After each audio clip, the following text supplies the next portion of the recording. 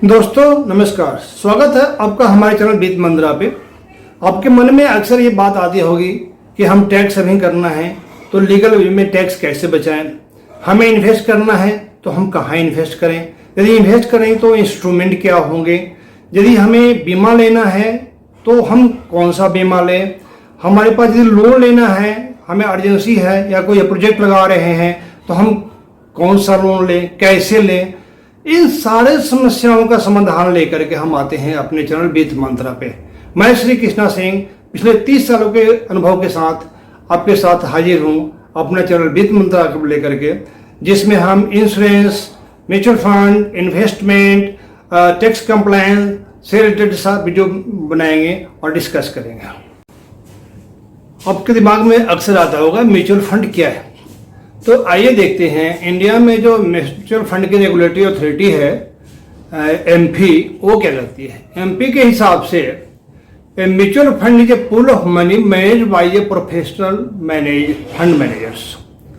It is trust that collect money from a number of investor who share a common investment objective and invest the same in equity, bond, money market instrument and और other security, and the income of the gain is generated from this collective investment is distributed proportionally among the investor after deducting applicable expenses levies by calculating a scheme net assessed value or NAV. Simply put, the money pulled in by a large number of investors is what makes up a mutual fund.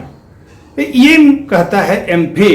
तो इसकी एक बड़ी साफ बात हो जाती है कि म्यूचुअल फंड जो है एक पूल ऑफ मनी है जिसको एक प्रोफेशनल मैनेज करते हैं। इसकी जो डिफिनीशन जो एमपी कहती है उसको यदि हम एक एक करके ध्यान से देखें तो कहता है कि इसमें बहुत सारे इन्वेस्टर से मनी कलेक्ट की जाती है, उसको एक सेम ऑब्जेक्टिव, कॉमन ऑब्जेक्टिव के अंदर कलेक्ट करते हैं।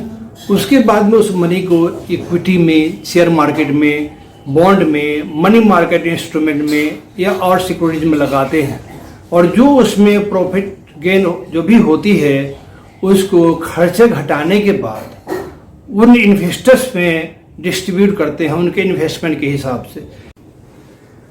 टाइप्स ऑफ म्यूचुअल फंड, ये जनरली 8 कैटेगरी में बांटा गया है।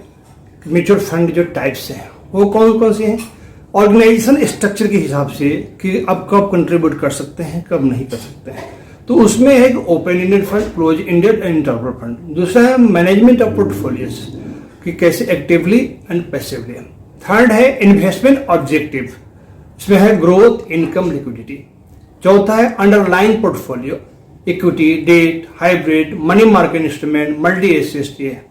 पांचवा है थेमेटिक सोल्यूशन ओरिएंटेड, इसमें है tax saving, retirement benefit, child welfare, arbitrage. छठा है एक्सचेंज ट्रेडेड फंड। सातवां कैटेगरी आता है ओवरसीज फंड। आठवां कैटेगरी आता है फंड्स ऑफ फंड। तो ये 8 ब्रॉड कैटेगरी हैं। अब हम आगे वाले वीडियो में एक एक करके सबसे बारे में जानेंगे कि कौन क्या है और इनकी क्या डेफिनेशंस हैं। Open ended mutual fund. Open ended mutual fund वो म्यूचुअल फंड होते हैं जो रिडेम्पशन के लिए पूरे साल खुले रहते हैं। आप जब चाहो इसमें पैसा लगा सकते हो और जब चाहो इसमें से विथड्रॉ कर सकते हो। ये हाईली लिक्विड होते हैं और इन्वेस्टर को इंस्टेंट मनी प्रोवाइड करते हैं। जब इन्वेस्टर की नीड हो तब वो पैसा निकाल भी सकता है, इसमें पैसा ब्लॉक नहीं होता है। ठीक है, तो ये है open ended mutual fund. Close ended mutual fund scheme. Close ended mutual fund scheme वो स्कीम होते हैं जिसमें इन्वेस्टर का पैसा जो है पर्टिकुलर टाइम के लिए ब्लॉक हो जाता है। ऐसे मैक्सिमम जो एनएफओ आते हैं, एनएफओ टाइम बिंग ब्लॉक होते हैं पैसा उसमें एनएफओ पीरियड में, उसके बाद वो ओपन एंडेड हो जाते हैं। पर कुछ जैसे एफएमपी होता है, फिक्स्ड टेन्योर म्यूचुअल फंड जो होते हैं उसमें पैसा आपके उस टाइम के लिए ब्लॉक होता है। ऐसे टैक्स सेवर म्यूचुअल फंड होते हैं जिसमें 3 साल के पैसा पहले नहीं निकाल सकते हैं। तो ये क्लोज एंडेड म्यूचुअल फंड होते हैं। इसमें एक और प्रॉब्लम है कि ये लिक्विडिटी प्रोवाइड नहीं करते हैं। यदि आप कभी भी पैसा चाहिए, आप निकालना चाहें तो नहीं निकाल सकते हैं, एक टाइम बिंग के बाद ही निकाल सकते हैं। तो ये है close ended mutual fund. Interval fund वो म्यूचुअल फंड होते हैं जिसमें फंड हाउस जो है एक पर्टिकुलर टाइम में सेल परचेज अलाउ करते हैं। कभी इसको ब्लॉक भी करते हैं और कभी ओपन भी करते हैं। ये ज्यादा करके डेट मार्केट में इन्वेस्ट करते हैं, क्योंकि डेट मार्केट में कितनी बार होता है कि अभी न्यू फंड ऑफर आ रहे हैं, उसमें नहीं लगाना है, या कुछ पर्टिकुलर सेगमेंट है जिसके लगा रहे हैं उसमें नहीं करना है। तो ये इंटरनल फंड्स होते हैं, ये हमेशा न तो ओपन होते हैं न क्लोज होते हैं, ये टर्मिनल ओपन होते हैं और टर्मिनल क्लोज होते हैं। तो actively and passively manage mutual fund. Actively manage वो म्यूचुअल फंड होते हैं जिसमें जो फंड मैनेजर है उसमें हमेशा इन्वॉल्व रहता है, वो देखता है कि इसका पोर्टफोलियो कहाँ जा रहा है, कैसे जा रहा है, क्या परफॉर्म कर रहा है, क्या नहीं कर रहा है, ये होता है एक्टिवली। एक्टिवली म्यूचुअल फंड में फंड मैनेजर के पास भी राइट होता है उसको मैनेज करने का, इसमें उसके हाथ में कोई बंदिश नहीं रहती है। दूसरा है passively manage mutual fund. Passively manage mutual fund जो है वो मार्केट फैक्टर्स के हिसाब से डिसाइड करते हैं। जैसे ईटीएफ है, एक्सचेंज ट्रेडेड फंड है, एक्सचेंज ट्रेडेड फंड में फंड मैनेजर कुछ भी नहीं कर सकता। एक बार उसने एनएफ लाया, एसेट क्रिएट कर दिया, उसके बाद में जो भी होगा वो मार्केट डिसाइड करेगा कि उसको अच्छा परफॉर्म करेगा वो या खराब परफॉर्म करेगा। तीसरा कैटेगरी जो है वो है ग्रोथ इनकम लिक्विडिटी वाली कैटेगरी। तो ग्रोथ म्यूचुअल फंड वो कैटेगरी होती है जो इंडेक्स बेस्ड होते हैं। फॉर एग्जाम्पल यदि निफ्टी अच्छा जा रही है तो वो ऊपर जाएंगे, जो निफ्टी नीचे जा रही है तो नीचे, जैसे निफ्टी 50, निफ्टी 100, आपने सेंसेक्स 100 सुना होगा। तो ये जो है वो ग्रोथ फंड होते हैं। ये बहुत ही रिस्की होते हैं पर लॉन्ग टर्म में अच्छा रिटर्न देते हैं, क्योंकि जितना आप रिस्क लोगे उतना ही गेन होगा। दूसरा जो है इनकम फंड्स, इसमें फिक्स इनकम मिलते हैं। जैसे आजकल आपने लिक्विड फंड देखा होगा, या एफएमपी होता है, एफएमपी मैच्योरिटी सर्टेन होती है, या पहले जो है मंथली इनकम फंड होते हैं, तो वो इनकम फंड। तीसरा है लिक्विड फंड। लिक्विड फंड्स जो लो रिस्क कैटेगरी है, जो कि मतलब कि डेट इंस्ट्रूमेंट में लगाते हैं, जिनको रिटर्न तो कम चाहिए पर मनी सिक्योर्ड चाहिए और पैसा जब चाहे निकाल सकें। सेविंग अकाउंट से अच्छा रेट ऑफ इंटरेस्ट देते हैं, इवन कहा जाए फिक्स डिपॉजिट के रेट से भी अच्छा रेट देते हैं। पर बाकी जैसे म्यूचुअल फंड में इक्विटी म्यूचुअल फंड से कंपेयर करें लॉन्ग टर्म में तो रिटर्न नहीं देते हैं। पर लिक्विड म्यूचुअल फंड, जिसको पैसा आज डाला कल निकाला, वैसे कैटेगरी है, तो उसके लिए लिक्विड म्यूचुअल फंड अच्छा कैटेगरी है। चौथा जो ब्रॉड कैटेगरी है म्यूचुअल फंड का, वो है equity, debt, hybrid, money market instrument, multi asset. जो एसेट के हिसाब से बताया, अंडरलाइन एसेट के साथ उसके हिसाब से बताता है कि म्यूचुअल फंड कैसे हैं। तो इक्विटी म्यूचुअल फंड वो है जो प्योरली इक्विटी में इन्वेस्ट करते हैं, वो किसी और में इन्वेस्ट नहीं करते हैं। डेट म्यूचुअल फंड है जो debt instrument like corporate bond, government securities, इसमें इन्वेस्ट करते हैं। हाइब्रिड म्यूचुअल फंड जो होते हैं वो इक्विटी और डेट दोनों में इन्वेस्ट करते हैं। ऊपर ध्यान देखिएगा, इक्विटी म्यूचुअल फंड केवल इक्विटी में इन्वेस्ट करते हैं, डेट म्यूचुअल फंड केवल डेट में इन्वेस्ट करते हैं, और हाइब्रिड म्यूचुअल फंड जो है इक्विटी और डेट दोनों में इंस्ट्रूमेंट करते हैं। उसके बाद मनी मार्केट म्यूचुअल फंड जो है वो high quality short term debt में इन्वेस्ट करते हैं, जैसे सीपी हो गया, सीडी हो गया, इसमें इन्वेस्ट करते हैं। मल्टी एसेट म्यूचुअल फंड होते हैं जो बहुत सारे कैटेगरी में करते हैं, इक्विटी में भी करेंगे, डेट में भी करेंगे, गोल्ड में भी करेंगे, रियल एस्टेट में भी करेंगे, कई सारे एसेट कैटेगरी में करते हैं। तो multi asset category mutual fund होते हैं।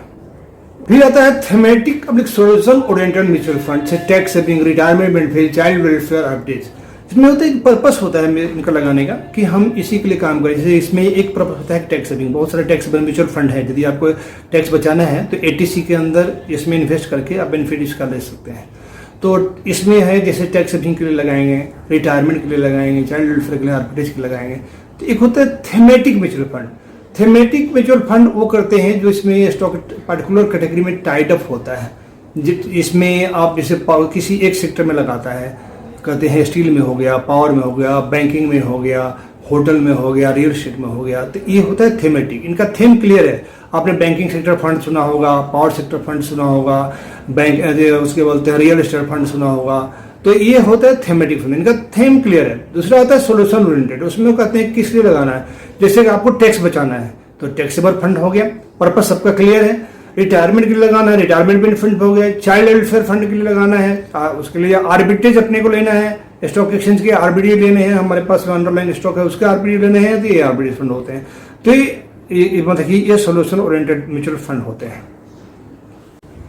म्यूचुअल फंड में लगाने का एक तरीका है कि आप एक्सचेंज से भी डायरेक्टली परचेज कर सकते हो। आप अपने ब्रोकर से बोलो, वो आपको कर दें। तो ये वो म्यूचुअल फंड देते हैं जो एक्सचेंज ट्रेड होते हैं, इसलिए इनको एक्सचेंज ट्रेडेड फंड बोलते हैं। इसमें थीम होता है, जैसे आप गोल्ड करते हैं, अलग अलग फंड होते हैं, ओवरसीज फंड होते हैं। तो ये मतलब कि एक्सचेंज ट्रेडेड होते हैं। आपको अपने डिस्ट्रीब्यूटर के थ्रू नो अप्रोच करके या क्या बोलते हैं म्यूचुअल फंड एमसी को नो अप्रोच करके आपको धीरे अपने ब्रोकर को, स्टॉक ब्रोकर को अप्रोच करना है और वो आपको परचेज करके देता है और आपको डीमेट में क्रेडिट होते हैं। तो ये होते हैं एक्सचेंज ट्रेडेड फंड, पॉपुलरली जो है इसको ETF बोलते हैं। सातवां जो कैटेगरी है म्यूचुअल फंड का, ओवरसीज फंड की कैटेगरी है।